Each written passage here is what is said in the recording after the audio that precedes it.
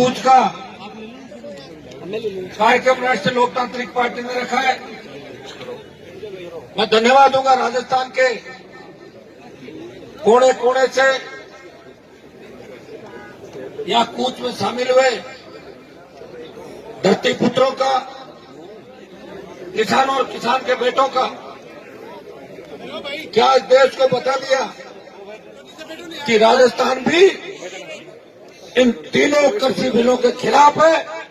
राजस्थान का किसान और जवान भी इसे काला कानून करा दे रहा है। ये मैसेज अपना दिया।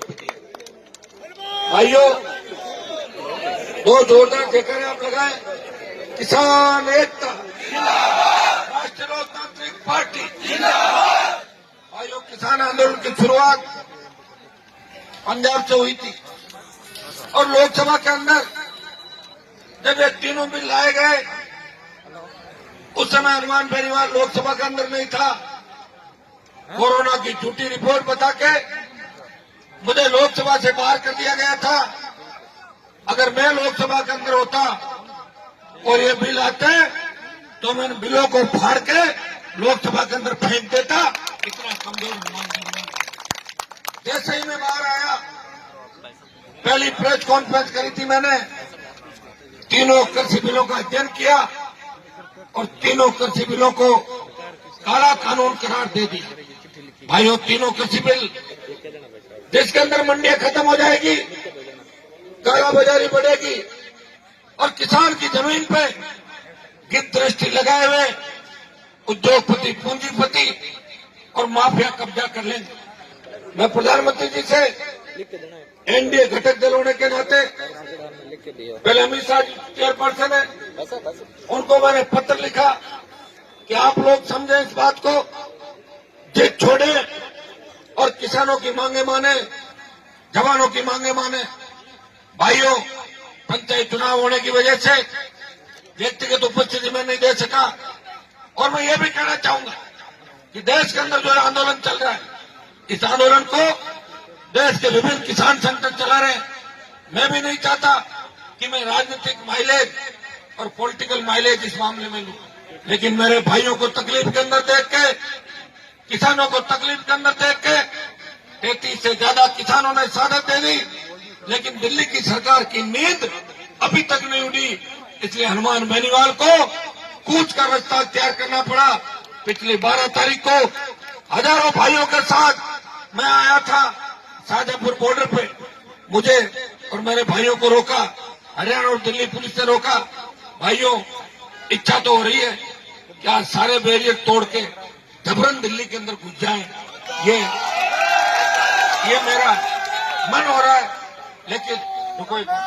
लेकिन जो किसान संगठन अपने से आगे बैठे, वो बार बार एक ही बात कह रहे हैं कि हनुमान जी की सेना हमारा नुकसान कर रही है। यहाँ पे आई कई लोगों ने कहा है।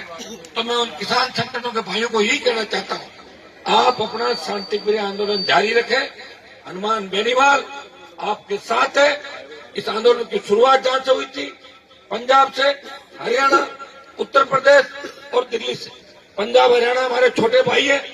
जहां भी आवश्यकता पड़ेगी, देश को हमने संदेश दिया कि राजस्थान का किसान जवान भी इन बिलों के खिलाफ है। प्रधानमंत्री जी, आप स्वामीनाथन आयोग की रिपोर्ट लागू करो अगर किसानों का भला चाहते हो। और भाइयों, इंडिया के अंदर होने के नाते लोग मुझे ये भी कहते हैं, हनुमान जी तो मोदी की गोद में बैठ गए, तो मैं क्या उस समय राहुल गांधी की गोद में बैठता है, सोनिया की गोद में बैठता? आप बताओ मुझे। मेरी तो इतनी ताकत थी नहीं कि मैं राजस्थान में अकेला 2-5-10 सीट निकाल लेता। अगर इतनी ताकत आपके अंदर आ जाएगी, उस दिन में सारे गठबंधन खुद ही तोड़ दूंगा। अभी पंचायत चुनाव लड़ाए थे, अपनी ताकत को भी पहचान।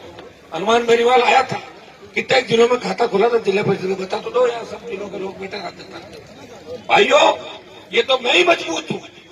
आपको मजबूत करने के लिए हमेशा आगे की पंक्ति में खड़ा मिलता। हमारे ओंकार जी 100 वोट से आगे थे। ये दुर्भाग्य है कि हम सबसे ज्यादा मेहनत करते हैं, कोशिश करते हैं, प्रयास करते हैं, लेकिन हमारे ही भाइयों को हमारे खिलाफ हथियार बना के खड़ा कर दिया जाता है। इसी का नाम राजनीति है। अब कुछ तो दिल्ली कर रहे हैं, लेकिन राजस्थान की सरकार के पेट में भी दर्द है।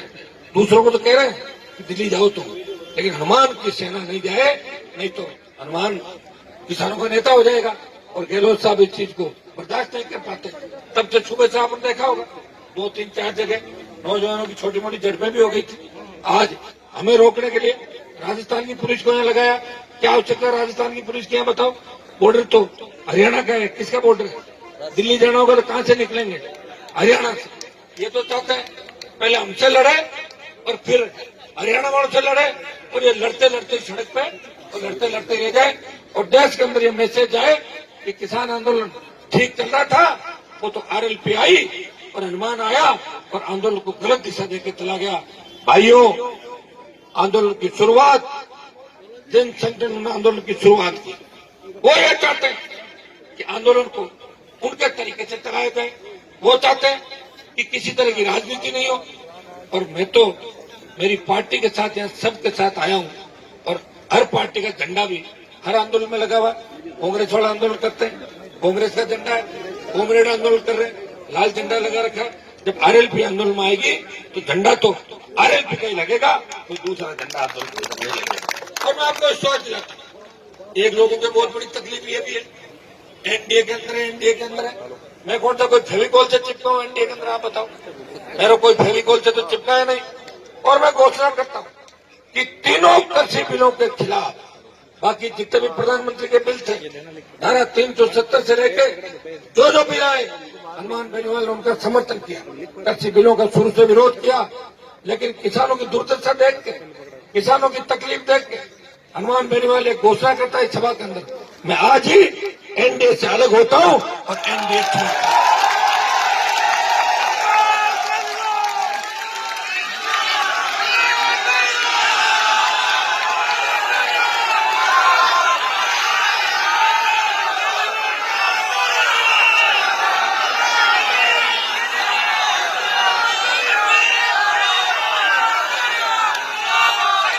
और भाइयों, हनुमान बेनीवाल की रगों में वही खून दौड़ रहा है तो देश के किसानों की रगों के अंदर दौड़ रहा है। पंजाब के जो सिख आंदोलन कर रहे हैं, या जट सिख जो पहले हमारे ही भाई हुआ करते थे, सिख, जट सिख, बिश्नोई, कई ऐसी जातियां जो हमारे समाज से कन्वर्ट होकर अलग अलग धर्मों के अंदर चली गई, अलग अलग पंथ बना रही है। लेकिन पंजाब के भी हमारे भाई है, हरियाणा छोटा भाई है, इसलिए राजस्थान का बड़ा भाई इन्हें इस आंदोलन में अकेला नहीं छोड़ेगा। मैं देश की सरकार को चेतावनी देता हूं कि किसी भी किसान में अगर लाठी गोली चली तो दिल्ली के अंदर जबरन घुस जाएंगे, तब देश की कानून व्यवस्था खत्म हो जाएगी। आग से मत खेलो प्रधानमंत्री जी, इनकी मदद करो। जब सरकार बैकफुट पे आ गई, आप अमेंडमेंट करने को तैयार हो तो बिलों को वापस लो। अमेंडमेंट भी लोकसभा में अंदर होगा, तब भी आपकी किरकिरी होगी। जो बात आपने कही उससे पीछे हट गए, फिर अमेंडमेंट क्यों कर रहे हो? उसका मतलब गलती मानी आपने, गलती मानी है तो तीनों बिलों को वापस लो। तब मैसेज जाएगा देश के अंदर कि कांग्रेस ने जिस तरह किसानों का शोषण किया 55 साल तक, भारतीय जनता पार्टी के नरेंद्र मोदी प्रधानमंत्री बने, धारा 370 हटाई और किसानों का दिल जीता, स्वामीनाथन आयोग की रिपोर्ट लागू करी। भाइयों, अगर संपूर्ण स्वामीनाथन आयोग की रिपोर्ट लागू हो जाती है तो जो मूंग आज 7100 रुपए में बिक रहा है, वो मूंग 15,000 से ज्यादा रुपए में बिकेगा, किसान माला माल हो जाएगा। लेकिन किसानों के लिए दुर्भाग्य इस बात का है कि हमारी पार्टियों के जितने बड़े बड़े नेता हैं, कांग्रेस की भी फोटो देख रहा हूं, बार बार कांग्रेस वाले एक ही बात कहते हैं, हनुमान जी एनडीए क्यों नहीं छोड़ रहे?